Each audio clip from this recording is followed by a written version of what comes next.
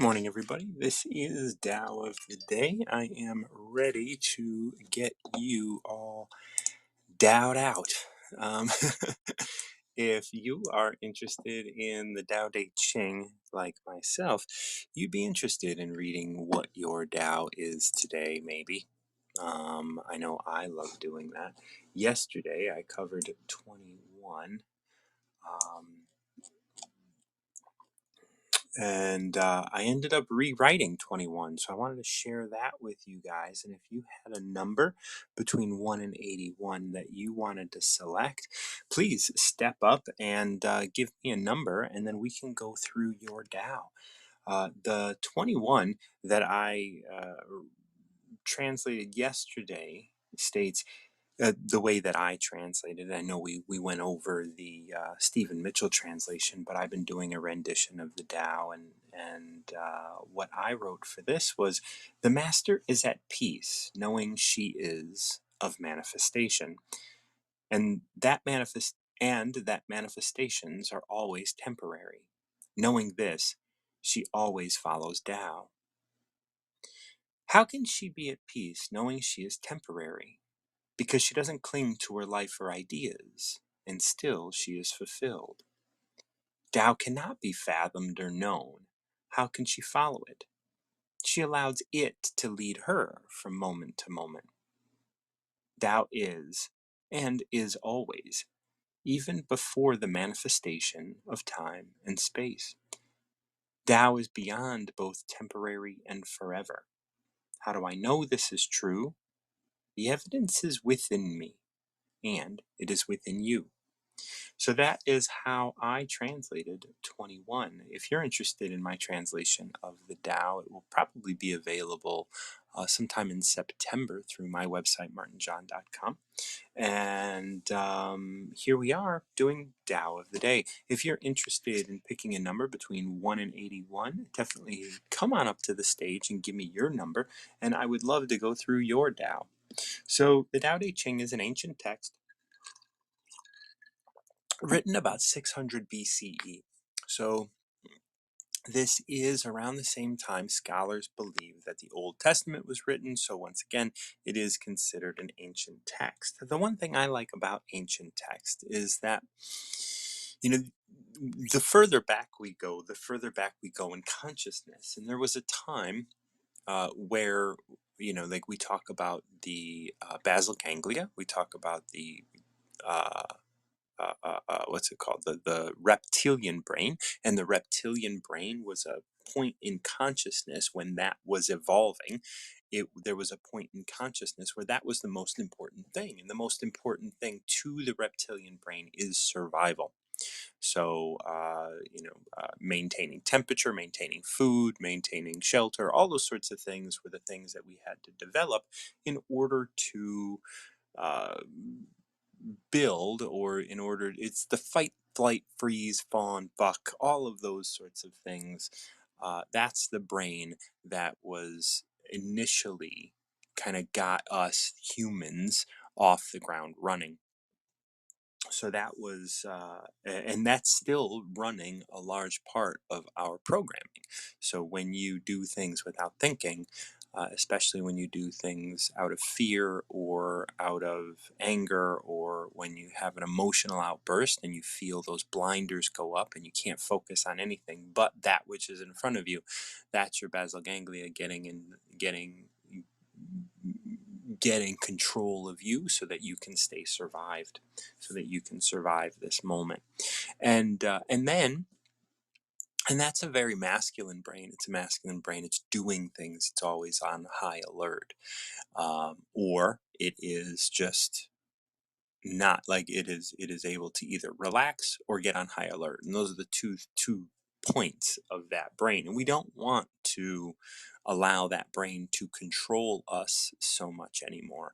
When it does, it often takes us to places that that were dictated by our trauma that we've experienced in our lives. It's usually trying to keep us safe. So then, as that part of our brain started to develop and said, okay, we got this, we understand, we have learned, we're now holding on to all the information that we need in order to stay safe. And so we survive for multiple generations, and then all of a sudden, as the thousands and thousands of years down the line, we start to develop what I would consider the heart brain. So there's the gut brain, reptilian brain, basal ganglia. Then there's the heart brain. Um, that is the shit. I you know I have notes on this. I don't have them in front of me though. I can't think of the hypothalamus. Is that what I want to say? Um, and the heart brain is about relationship, not only. And so relationship has to do with a more feminine brain or a yang brain, and that is when we really started to develop a relationship with the land, a relationship with others, a relationship with family, right? So there's a huge, and this is prehistory still. So it's not just survival. Now it's survival and relationship, because survival um, was individual, and that was the basal ganglia, right? The basal ganglia is concerned about itself.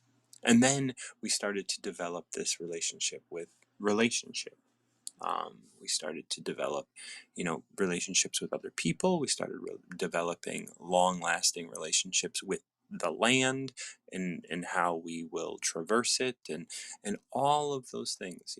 So there is language, but it's not written. There is an understanding of the land, but there's no maps.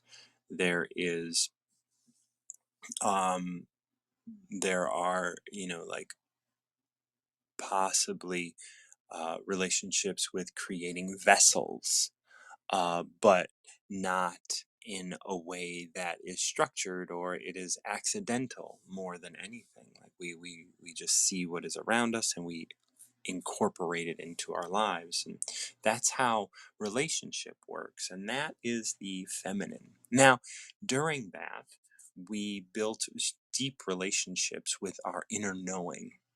This is a time where, okay, we are safe, and now we can be quiet. This is stillness. So we developed a stillness um, within ourselves that I want to see if I can. Is it 16?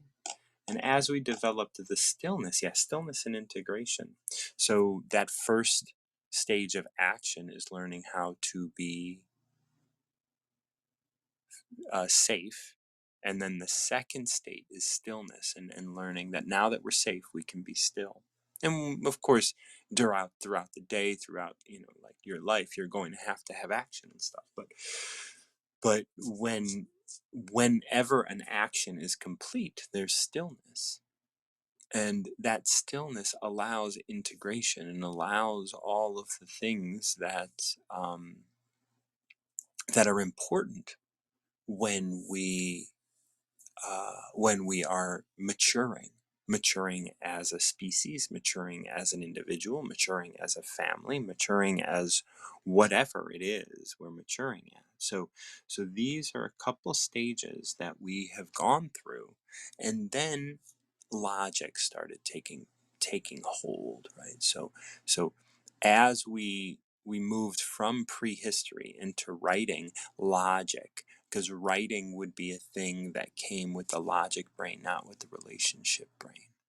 And so it is that differentiation from when we went from relationship to logic, that the Old Testament was written, that the Tao Te Ching was written, Confucianism, right? Like so many ancient texts, even Kabbalah. So much of the ancient world. And right at that point where we started writing things down, right at that point where writing became like, there was still, people were still in touch with the old ways of relationship, and all the things that we experience we're seeing the loss of this. And so Lao Tzu, who wrote the Tao Te Ching, saw that, oh, we're missing something. And today in our world, we're missing a lot as well. And and we're going to be going into a point of stillness, and that stillness is going to develop the spirit brain, which will give us more access and will allow our frontal lobe to develop, not just as something that wants to prove itself, but something that wants to be a part of a system and the whole system of our bodies. Our gut brain can see into the future. Our heart brain can see into the future. Our head brain worries about the future, right? Because it believes it knows what's going to happen because of what's happened in the past. So since I have written and I have gone through everything up to 22, I'm going to go ahead and read 22. And if anybody wants to come up and has a number between 1 and 81, I would love to share the Tao Te Ching with you. And if you have a number, I'll read how it works here on the Tao of the Day. On Tao of the Day is that I read I read the Tao that your number corresponds with, which is why it's between 1 and 81. And we'll go through how that relates to you in your life. We'll go through what it inspires in you, what you think, and how you're feeling about it. Until then, if nobody wants to come up, I'll go ahead and read 22. And because I'm translating the Tao, I'm utilizing a number of different translations. I'll start with Stephen Mitchell, and then we can, if nobody wants to come up, I'll go ahead and read a couple other translations to kind of get a better idea of what 22 is expressing. So 22 states, if you want to become whole, let yourself be partial. If you want to become straight, let yourself be crooked. If you want to become full, let yourself be empty. If you want to be reborn, let yourself die. If you want to be given everything, then give everything up. The Master, by residing in the Tao, sets an example for all beings because he doesn't display himself. People can see his light. Because he has nothing to prove, people can trust his words. Because he doesn't know who he is, people recognize themselves in him. Because he has no mind, because he has no goal in mind, everything he does succeeds. When the ancient master says, if you want to be given everything, give everything up, they weren't just using empty phrases. Only by being lived by the Tao can you truly be yourself. So, I do like to look at other translations, and that's a beautiful translation. But let's go ahead and read another one and see what we have to garner from there. Be humble. You will remain yourself. Be flexible. Bend, and you will be straight. Be ever receptive, and you will be satisfied. Become tired and weary, and you will be renewed. Have little, you will have enough. To have abundance is to be troubled. I love the first line of this translation, be humble, you will remain yourself. I think a lot of times people get lost and they think that, oh, if I yield, then I'm going to give up myself. And this is an important thing. And when you're humble, you're not looking for praise. As a child, I talk about, when we're born, we live under the influence of our parents. That's because a child um, oftentimes wants to get praise from their parents. And so that's not being humble, right? They want praise. And so if they're not being humble, they lose themselves. And I say that we live under the influence of our parents and we lose part of ourselves because we're not humble. Right? We're not humble in this moment. We don't have to be right, but we also don't need to get praise. So it continues to state, thus, the truly wise seek unity. They embrace oneness and become examples for all the world. Not revealing themselves, they shine. Not self-righteous, they are distinguished. Not self-centered, they are famous. Not seeking glory, they are leaders. Because they are not quarrelsome, No one quarrels with them. Thus, it is as the ancients said, to yield is to retain unity. The truly wise have unity, and the world respects them. See, the one message that comes to me on this is your life is lived in collaboration with Tao. And if you can give yourself up to that collaboration, and you can say God, I don't care. Like, you can use whatever word you want. If you can give yourself up to that collaboration, and don't get so high and mighty that your life is yours and you're doing something, because you're not doing anything. We're proving more and more that you don't know why you're doing what you're doing, and most of it is just story. You believe you're doing something that isn't your doing at all. So I'm going to look at a different translation now. I like going through different translations, and if anybody has a number that they want to pick, a number between 1 and 81, I would love to have you up and talk with you about the Tao. So here's 22 on the Elizabeth Mears translation. That which is incomplete becomes complete. The crooked becomes straight. The empty becomes full. The worn out becomes new. He who obtains has little. He who scatters has much. That is why the self-controlled man holds to unity and brings it into manifestation for men. He looks not at self, therefore he sees clearly. He asserts not himself, therefore he shines. He boasts not of self, therefore he has merit. He glorifies not himself, therefore he endures. The master indeed does not strive, yet no one in the world can strive against him. The words of the ancients were not simply empty words. That which is incomplete becomes complete, acquiring completeness by returning it. Once again, this is really about, I see this being very much about collaboration. About, you can't do this on your own, and if you try to predict what's going to happen, you're always going to fall short of that prediction. And so, you just let yourself be, and let yourself be partial. Don't think you're in control of everything. Choose what you want for dinner, but don't let it control your life. So I'm going to read this last version, which is the Legge version, the James Legge or James Legge. This is the oldest translation, I believe, that I read, written at the turn of the century, late 1800s. Pardon me for the yawn. The partial becomes complete, the crooked straight, the empty full, the worn out new. He whose desires are few gets them. He whose desires are many goes away. Therefore, the sage holds in his embrace the one thing of humility, and manifests it to the whole world.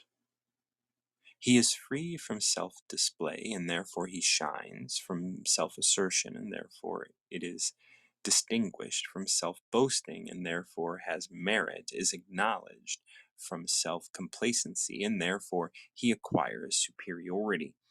It is because he is thus free from striving that therefore no one in the world is able to strive with him. That's saying because he doesn't strive, no one can strive against him. That saying of the ancients that the partial becomes complete was not vainly spoken. All real completion is comprehended under it. All real completion is comprehended. The partial becomes complete. The partial becomes complete. I titled this one Looking Away from What You Want, looking towards, like that's the title that I put to it, looking away from what you want, because so much of what you want is just the destination. Because you're not we have to recognize that we're not smart enough to know what the hell we want. We want a thing, but that's just in the manifestation. Do you know what you want inside of yourself? Do you know what you want deeply within your core? And when we can look away from what we think we want, when we can look away from wanting in the manifestation, then we can give up all of that kind of futile toiling, that doesn't take us anywhere. We can be here present with what is, and allow the wanting to be done by someone else. And not someone else, but be done by Tao. Like, I was talking to a friend of mine a while back, years ago probably, and they're like, we'll never be all that Tao wants us to be, and Tao will never be all we want it to be. Like when we want stuff, so it's a conversation that we're having. It's like, oh, like this morning I meditated for an hour and I was just kind of feeling and being in my body, and it was so beautiful. It was just beautiful to be there. Now, that is going to yield to something else, and I will be present with whatever it is. But if the more I want and the more I think that things are going to be the way I am, the way that they're supposed to be, right? The more standards I have, the more like I'm supposed to be this, this is supposed to be this way. Well, then I'm getting in my own way, and that's like what I want, right? That's all what I want. I want it to be this way. I want to have this. I want this to be how it's supposed to be, right? And here in the Stephen Mitchell version, if you want to become whole, let yourself be partial. That first line is so important to the whole of this chapter, because if you want to become whole, if you want to become wholly yourself, let yourself be partial. Let yourself live in collaboration. Let yourself live in a way that you are not the only, like you are not controlling it all. Like this moment is being controlled not by a rule or a law, but by the moment. The moment is what's bringing it in. And that's why I title this Looking Away from What You Want. In this version, like this Stephen Mitchell version, if you want to become whole, give it up and let yourself be partial. That will allow you to become more whole.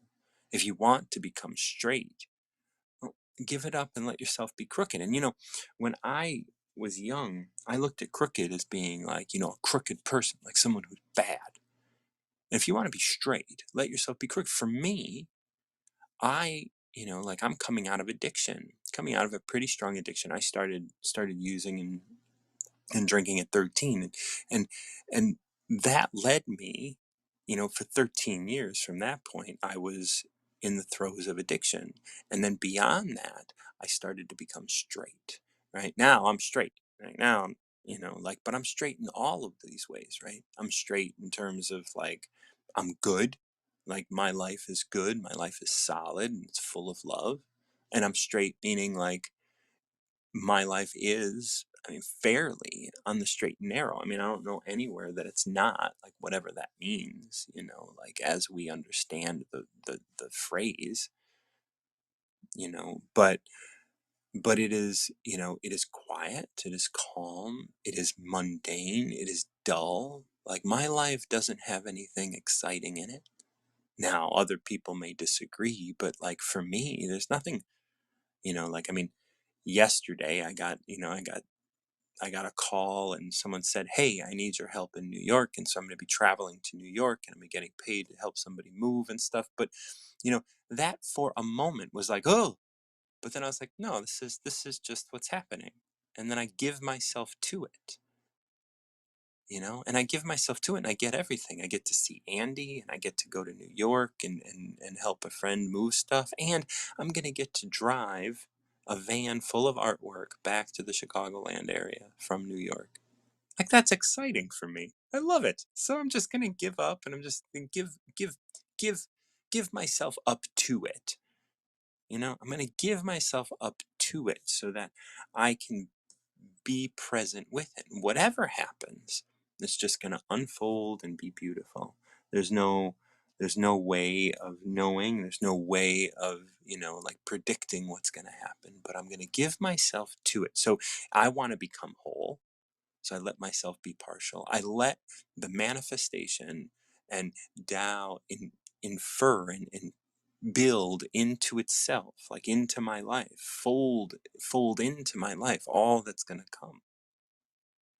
Even, I don't know, it was yesterday or the day before, like one evening recently, I was just angry. I just had this experience of anger and I just let myself be angry. I didn't act upon it to incite it any further. I let myself feel it, let myself go through it. And I woke up the next day and it was fine. Like it was gone. I didn't have a reason, didn't have a need, didn't have anything attached to it. I just let myself be partial. And it's like, okay, this is angry and it's not about me. It's not about something. It's like my body is going through something and it'll process. And I have faith that my body will also process what I need to avoid getting angry for whatever reason I was angry at that moment. Again, right? So that's how we can become whole by letting ourselves be partial. We don't have to be in control. We don't have to know why. I think most of the time when we try and think about why, we're just making it up as we go anyway. Just like why? Well, it could be a whole number of things, but let me gravitate toward the most obvious one. There's an experiment they did where they they severed, I think it's, like the thick cord that connects the left and right hemispheres of your brain, and they showed a person something with their right eye and showed a person something with their left eye, and they said, okay, well, I want you to pick something on this table. And they picked it and they said, why did you pick it? And they were like, well, I picked this because it's an apple and I'm hungry. And they said, okay, but they had showed like the right eye a picture of an apple, but he didn't even recognize in his conscious mind, in his thinking mind, in his problem solving mind, that the apple was ever seen.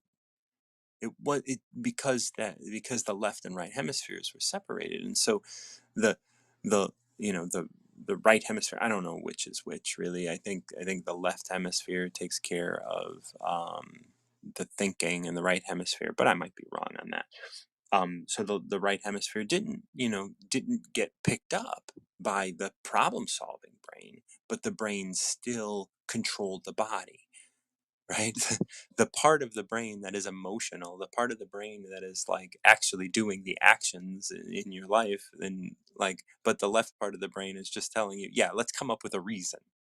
You don't need a reason. You never need a reason. Most of the time, the reasons are just made up, just like that. Just like I picked an apple because I saw it with my right eye, but I didn't recognize it. So let me make up a story as to why I picked the apple.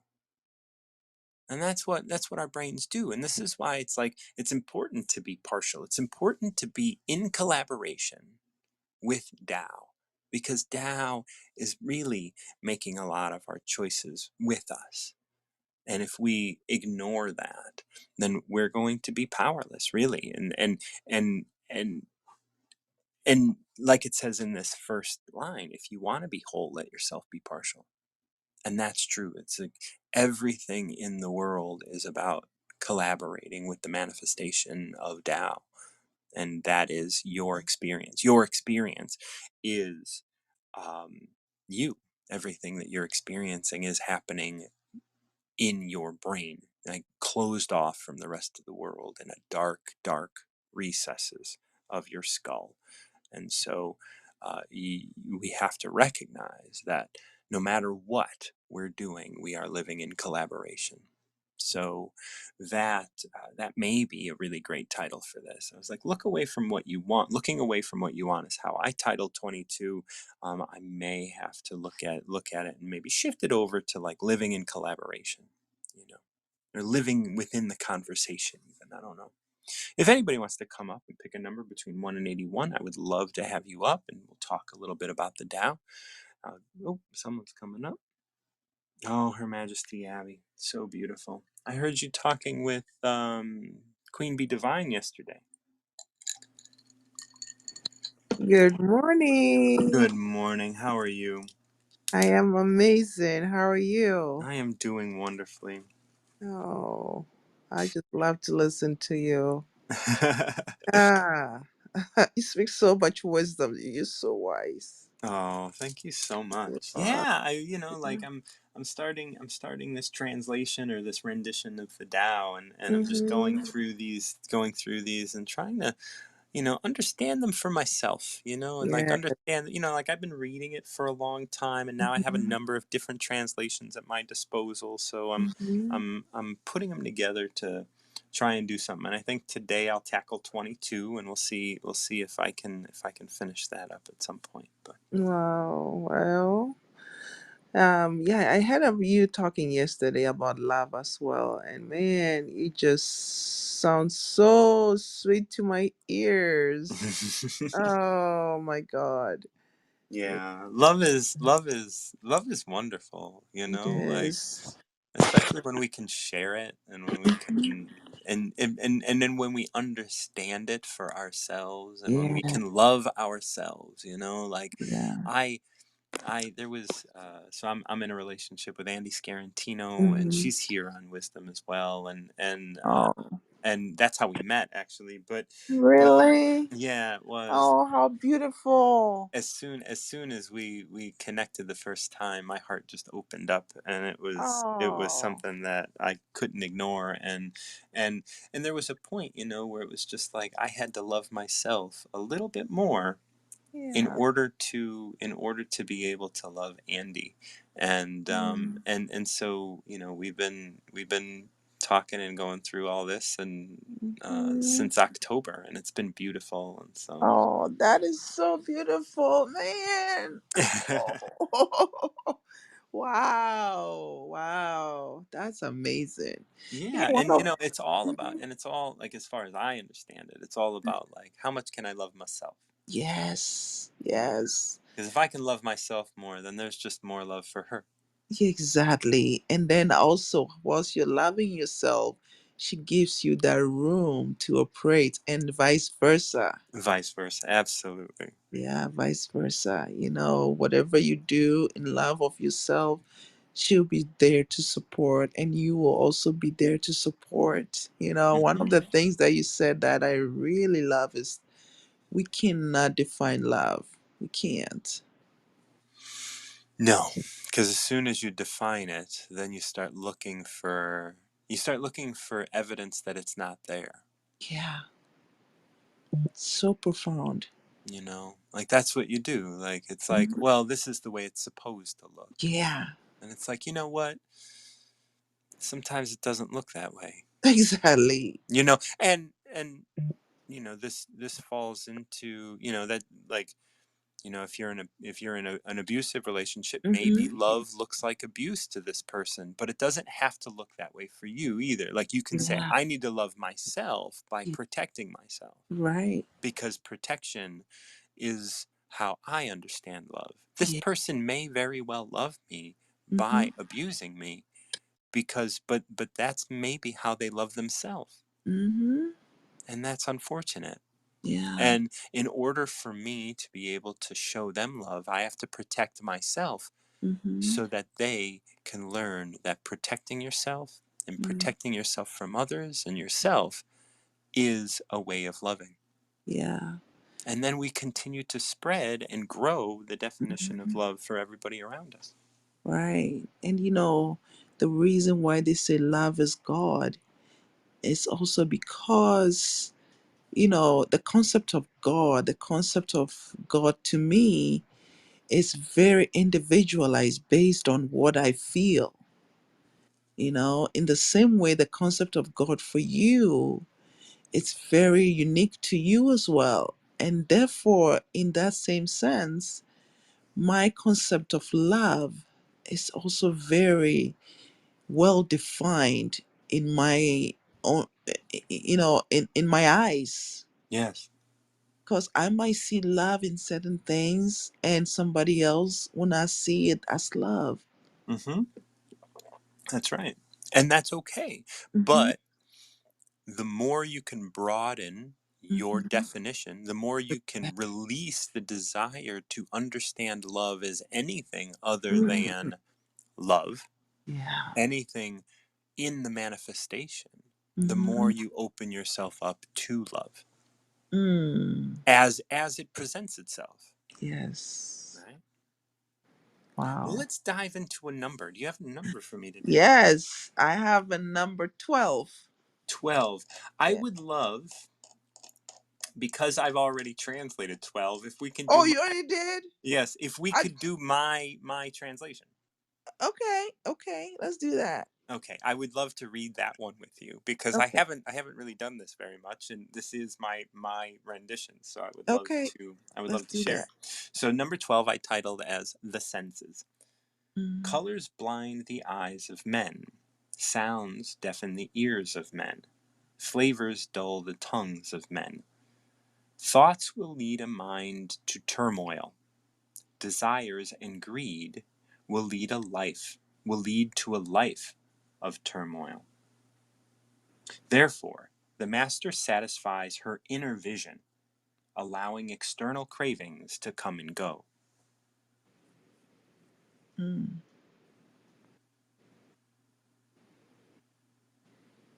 okay.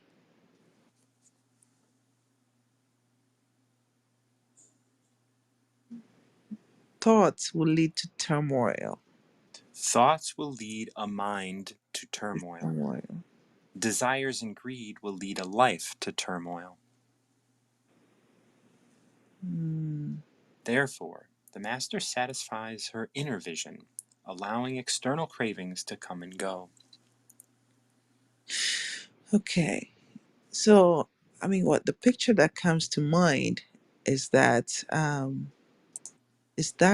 I see life as a unit that is is just there. However, that unit does not really change or conform to anything. Everything else comes around it and go, and the life still remains. That's right. See, we start this whole verse with colors blind the eyes of men, Mm, sounds deafen the ears of men, flavors dull the tongues of men. And the concept here is that I see is mm, that all of this stuff that we surround ourselves with, all of these definitions of how love is supposed to be, mm, like they blind us to actual love. They blind us to that which is beyond. Like on the other, like deep inside the recesses of Her Majesty Abbey is Tao, mm. is something that is greater than Her Majesty Abbey. Yes. Then you can only express as much as your manifestation understands at this moment. So you can only express in colors, like Mhm. your body, Yeah. sounds, your voice, and flavors, all of the different emotional things, all of the different all of the different flavors of Her Majesty Mhm. Abbey. Yes. You know, and when somebody when either you or somebody else uses thought and thinks about you, it's going to lead the mind to turmoil. It's going to say, oh, Abby thinks this. Or, oh, I am someone who believes this is right. Mm-hmm. And this is the way it's supposed to be.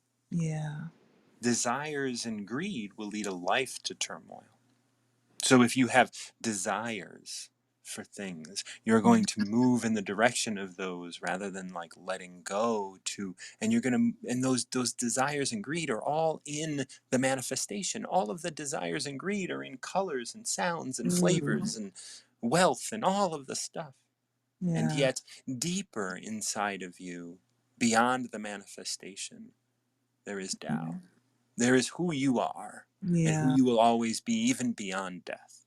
Mm. That's that, and that tells me that attachment is a very dangerous thing. It can be, yeah. It is. Yeah. It Yeah. definitely is. Even Yeah. like imagine attachment in relationship. You Mm. love somebody, but you're attached. And so because you're attached, you're biased as to their choices Yeah. because you would be afraid of them moving into another relationship, moving away Exactly. from you, being separate from you, doing something that you don't want them to do because it scares you Mm-hmm. because you're attached. Yeah. And this last line, therefore, the master satisfies her inner vision, allowing external cravings to come and go. All of those external cravings, they just like to be able to allow them, like allow that attachment to come and then let it go. Don't hold on to it. Don't contribute to it. Don't invest in it. How often, the other night I was going to bed and I got angry. And I don't know what got me angry, but I Mm-hmm. didn't invest in it. I didn't spiral into trying to figure out why I was angry. I Mm-hmm. just allowed the anger to dissipate. It wasn't clear to me as to, like, it wasn't a thing. And so I just was like, oh, okay, well, if it's not a thing, maybe I'm just angry. It's okay to be angry. Mm-hmm. I don't have to have a reason. And I just let it go. I Yeah. allowed it to come. It stayed a little while and then it went away. And I'm not holding on to any of it. How beautiful. It is beautiful. And then also, when you think about it, all those external force, when you just get attached to it, it's so heavy on you, Yeah, and blocks you from seeing, takes off that lightness that you might have as a human being. absolutely. Yeah. Thoughts and emotions are very heavy. They really truly are very heavy. And if you can let it go, I think you still find you still get attached to your inner self. Yeah. Yeah. And that's the thing, right? Like Hmm. thoughts and emotions are always getting riled up by the manifestation, by the things around us, Hmm. by the colors, by the sounds, by the flavors, right? The colors are, the colors, just like look at that as like things you see. Hmm. Things that you see. You might see famine in the world. Yeah. You might see wealth. You might see greed. You might see Hmm. all of these things. And when you see those things, it blinds you to the inner light because you're thinking that those are the things Hmm. that are important, but those things aren't important. Those things are just the manifestation. Yeah. Yeah. And as you talk, I'm just, I'm a visual person. I see life as this beautiful, nicely shaped object. However, the more you keep piling on it, it changes who you are, and you Hmm. lose that shape of who you are. Yeah. So that is why maybe the master says, let it come and go, let it come circle and let it go. In my work, because I talk about recovery a lot, I talk about living under the influence. And when you Wow, live there you go. when you live under the influence of Yes. the news, when you live under the influence of, the neighbors, when you live Mhm. under the influence of your culture and your beliefs and your morals and your religion, and when you live under the influence of your parents and all of these other things, it's like you have you aren't trusting your inner vision. You're not trusting yourself. You're actually giving yourself up to something or someone else's ideas. Mm. And that's why Wow. when we have those external cravings, of course we want to have a cookie now and then. Of course we want to have, we want to be able to look at a beautiful sunset. But Mhm. can we be present with our inner vision and that, knowing that whether we see a sunset or a cloudy day, it's the same. Yeah.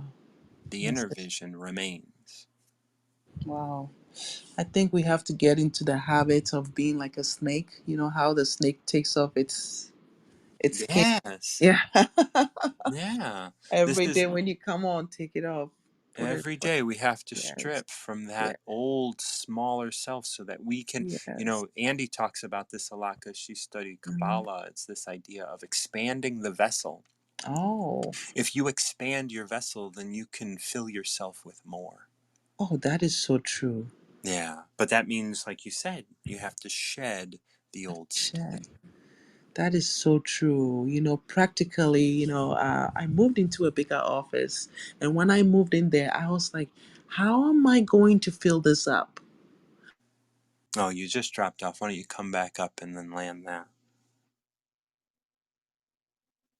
Yeah. That's right. How are you going to fill this up? Like your vessel just expanded. Now it's time for Yeah. you to And step up and expand. it's amazing. It's I moved to an office that is about 4 times bigger than what I was in. So when I went Wow. in there, I felt a lot, I felt empty. Yeah. I thought to myself, it's going to probably take me like 2 or 3 years to fill this up or something like that.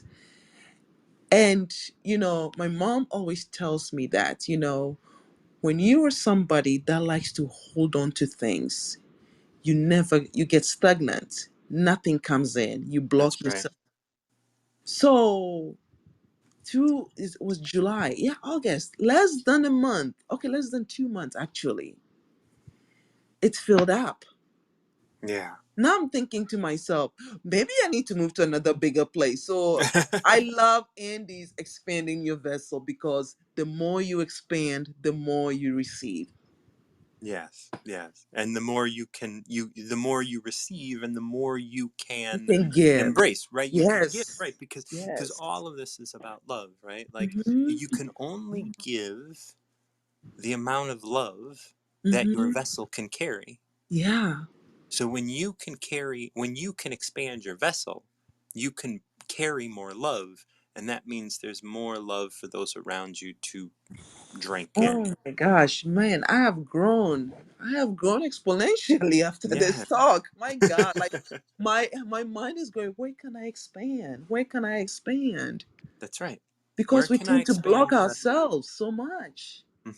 And when we wake up every morning and say, okay, Wow. I am going to kind of find the edge, and I'm going to challenge the edge.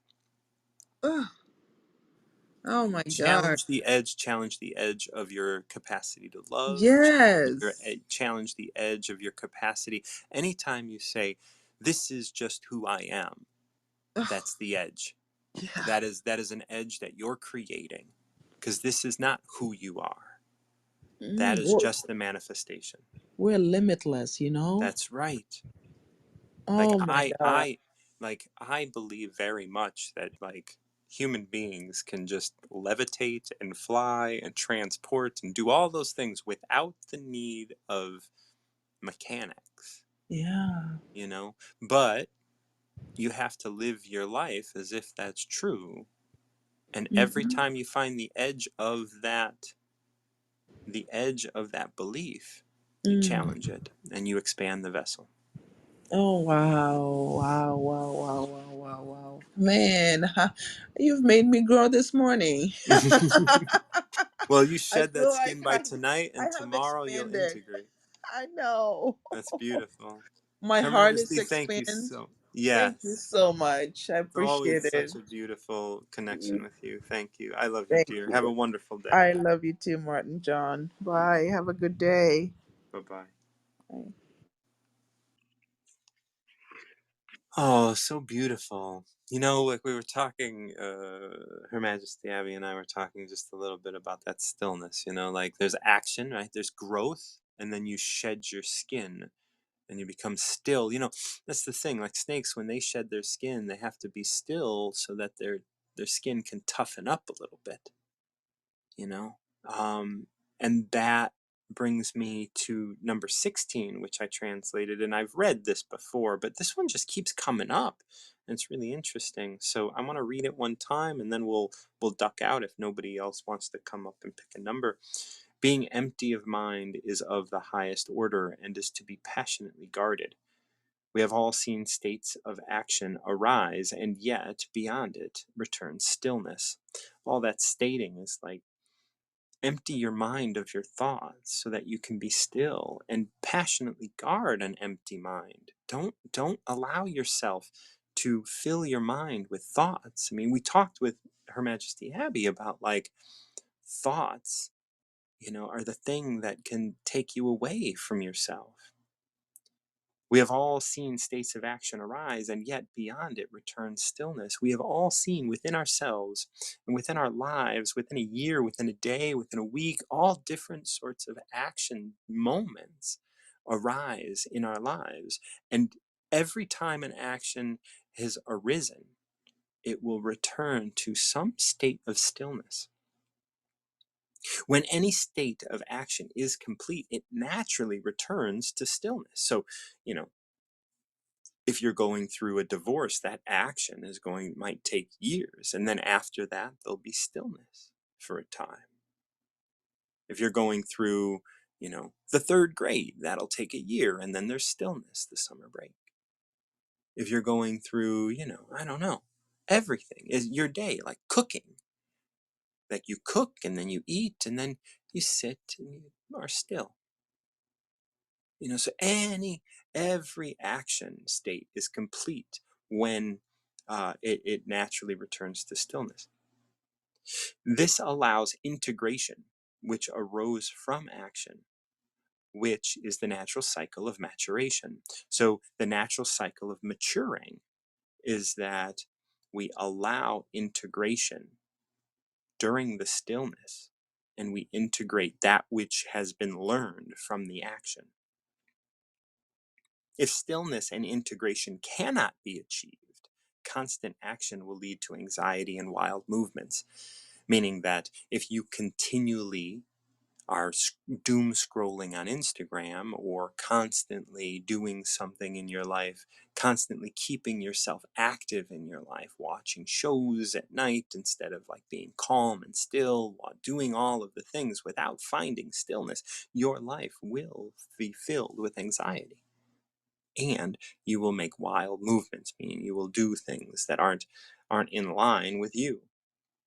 Yielding to stillness makes one impartial, and all particular things fall away. So it's not particular anymore, right? When you can be still, it'll make you less. You will release yourself from desires of things that you think you want to be. Then when it's time to die, you can become impartial to that as well. And that's a big deal, right? So as Her Majesty Abby and I were finishing up talking, we're talking about being still.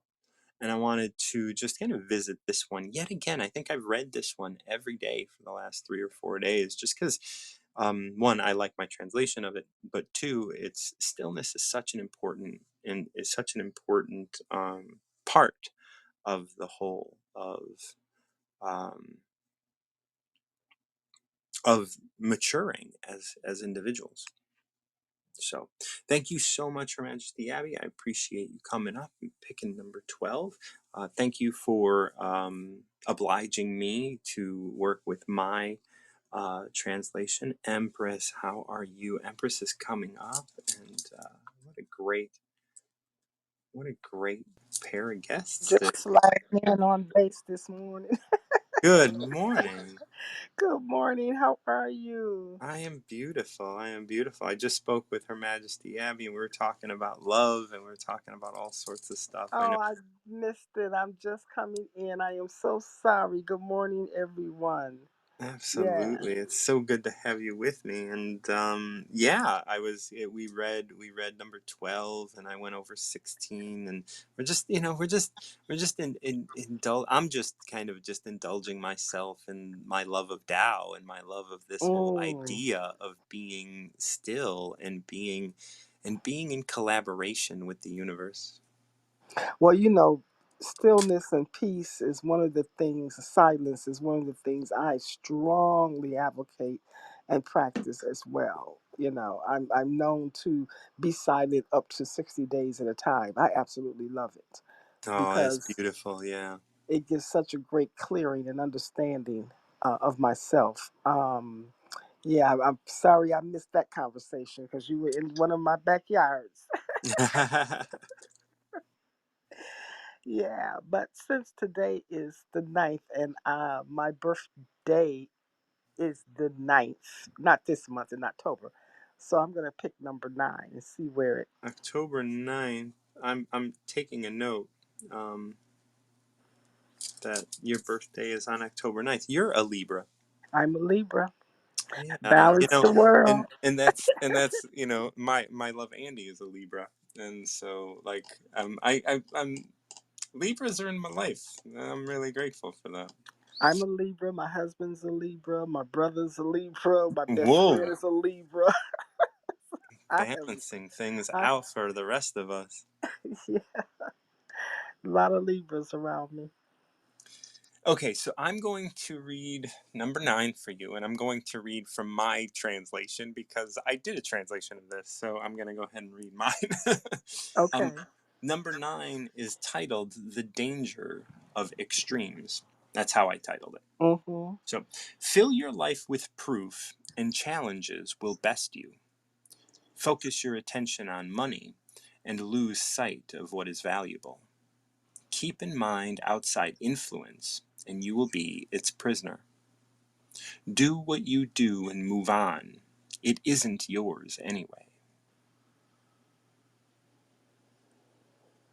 Woo, that is powerful because I am in that place right now. I think I alluded some time ago when God told me to let go of everything.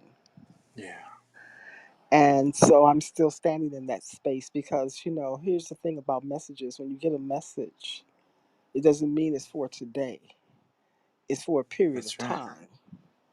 Yeah. And you have to continue to work on that until you get the message to move forward. So I know that where I'm standing right now is going to be at least a period until the beginning of the year. But in that letting go, something else is cressing and emerging Yeah. for me to look at. And I'm not picking it up. Continuously moving through the place of my release and letting go so that I can create space for whatever this new thing is to come Hmm. forth. So that is so on time. Yeah. We look at this and there's interesting. I don't think this first line. I mean, maybe it does. We'll see. So, like this first line, fill your life with proof, and challenges will best you.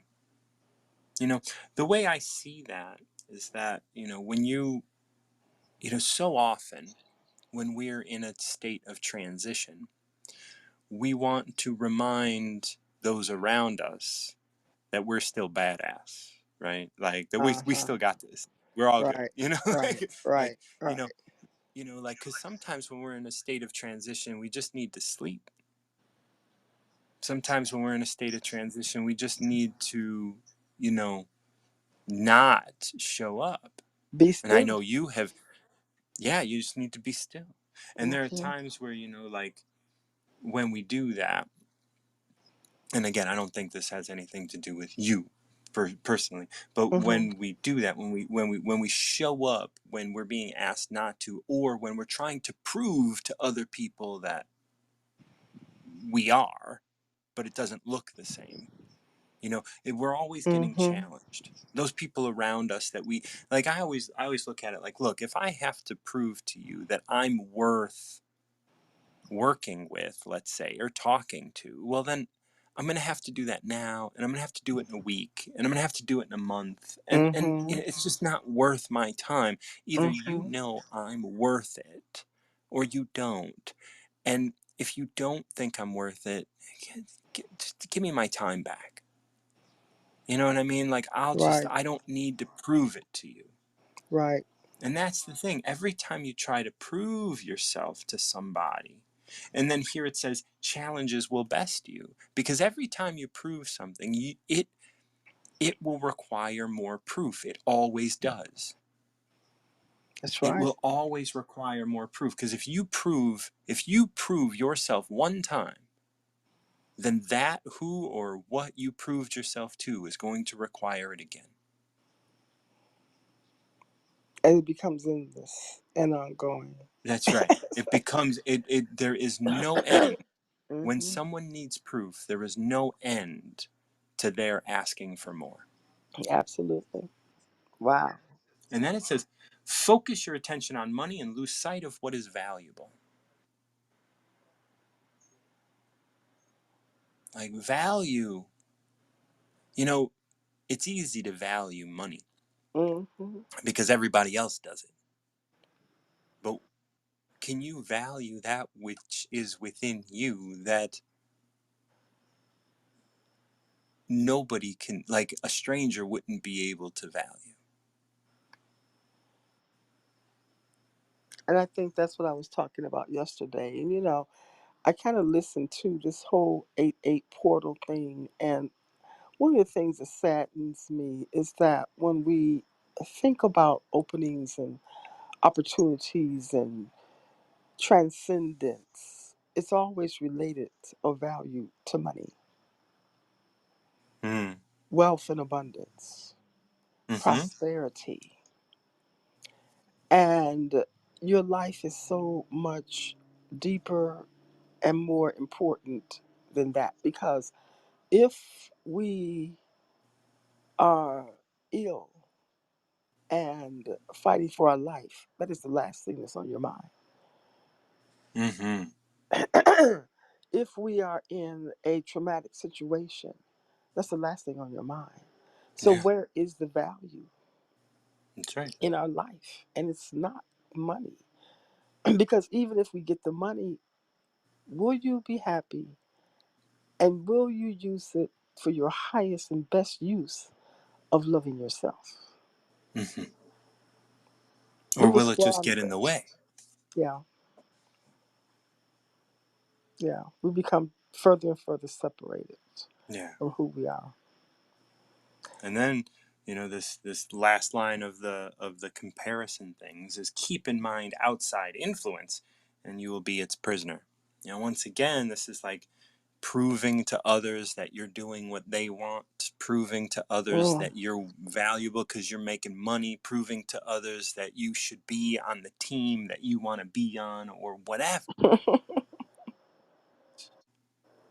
Keep in mind that outside influence and you're going to be its prisoner. And you were talking about money. How many people have kept in their mind, I want to make money, I want to make money, then they get sick and that goes away, and then they get better. I want to make money, I want to make money, and then they get sick and then they get goes away, and then they come better. I want to make money, I want to make money, and then they get sick. And it's like, wait a minute. When you're sick, you stop thinking about this and you get better. It's like, maybe if you were just to stop thinking about it altogether. And then people go, oh, yeah, but if I don't think about it, then I'm going to be poor, and then I'm going to be broke, and then I'm going to be homeless. I'm going to be all of these things. And it's like, wait a minute, is that outside influence? Are you a prisoner Hmm. to the outside influence? What is it you have to do right now? And that's what the last line wraps up into. Like, do what you do and move on. Do Hmm. what you do. Even if that is thinking about money, do it and then move on. Hmm. You don't have to be stuck here forever. That thought, the actions, the thoughts, the deeds, the stuff isn't yours anyway. Those are coming through you, through God, and they are here to give you a lesson to move on. Move on to the next point. Move on to the next stage. Move on to the next moment. Because love is. Without I'm sorry. Go ahead. without proving yourself, Hmm. without putting your attention on something that has no value, and um, without being under the influence. Hmm. Of something. Yeah, living under the influence of anything, of a Hmm. person, of an idea, of Hmm. like. are you are greater than anything. Like, yes, another individual is great just like you, and you should treat them as such, but you have no proof that they exist anyway. Mm-hmm. So just be here as yourself, knowing that you are influencing your life and being yourself in this moment. And you know, when I really became awakened with this new word, being an influencer, and everyone wants to be an influencer, and I'm just very partial when it comes to uh, listening to the societal standards of the world, because we are in the mess we're in because we're listening to the things external outside of ourselves. And so I need to spend time influencing my own self to do what I need to do for myself versus doing what someone else is saying, be an influencer. So if, and that goes back to what I said yesterday, if you don't have love, or if you have not cleared yourself, or if you don't have the right message to share and give to someone else, how can you tell someone else what to do when you haven't done it yourself? That's right. Because whatever it is that you do is demonstratable. People will see it and hear it. You won't Mm-hmm. have to justify yourself. But we always want to tell someone else what to do, but we haven't fixed, managed, and controlled our own lives. Okay? That's right. That's right. You know? And it's hard because even with me being in the space right now of being still, not doing anything, don't think I don't get ideas or desires to, oh, man, well, maybe I can do this. I have to check myself. Yeah. Go back to that place where, excuse me, were you not instructed to let everything go? So you have to learn Mm-hmm. how to be patient. I'm not going to just bing automatically be patient. No, it is a process. It is a journey and it is a struggle. But I have to Yeah. have some self control over my life, my emotions, for me to get there. And I'm Yes. saying, and I just said that I think this thing is going to go to the end of the year. That's what my spirit is telling me, showing me. Mm-hmm. Yeah. Can I sustain the level of patience and love for myself to get there? And know that when you do, everything that you do is still being done in collaboration with Tao, with God. Yes, You aren't out here alone. Like you have to put your best foot forward and do what you need to do. But it is being supported. You are being held. that's beautiful. Do That's what you beautiful. do and move on. And move It on. isn't yours anyway. It's yours and God's. It's not yours alone. You're not That's here right. out here like it is Right. being done through you. This is your dharma. This is your life. This isn't your possession. Mm-hmm. Mm-hmm. Mm-hmm. And we become so territorial. I had some friends. I had one girlfriend. She was so territorial in the church. Everybody knows the church. This is my seat. Don't sit here. I mean, really. Yeah, this is mine. This is mine. Shit ain't yours anyway. You didn't even build a church. So how? Thank you so much. And yes, that's exactly true. It's exactly true. People get territorial about their stuff, and they think that their actions are equivalent to that. This is what I did. This is mine. I need credit. I want it now. Like it says here, if you fill your life with proof, then challenges will best you. And that's what's going to happen to this lady who wants her pew. Every day, someone's going to be sitting in it. And eventually, she's going to have to give it up. Thank you so much, everybody. If you're interested in the work that I do, you might want to check out my website, martinjohn.com. If you benefit from the work that I do, I would love a tip. Reach out to me on Venmo at martinjohn_Garcia. If you're interested in having a conversation with me one-on-one, reach out to me through my website. You can set up a one-on-one call. shoot me a message here on Wisdom, or DM me on Instagram. That might be the best way to reach out to me if I don't follow you here on Wisdom. Thank you so much once again, everybody, for listening and supporting Tao of the Day. Tao of the Day is something that I've been doing on social media for over a decade now, maybe two. So thank you so much for your support. And until next time, keep recovering yourself.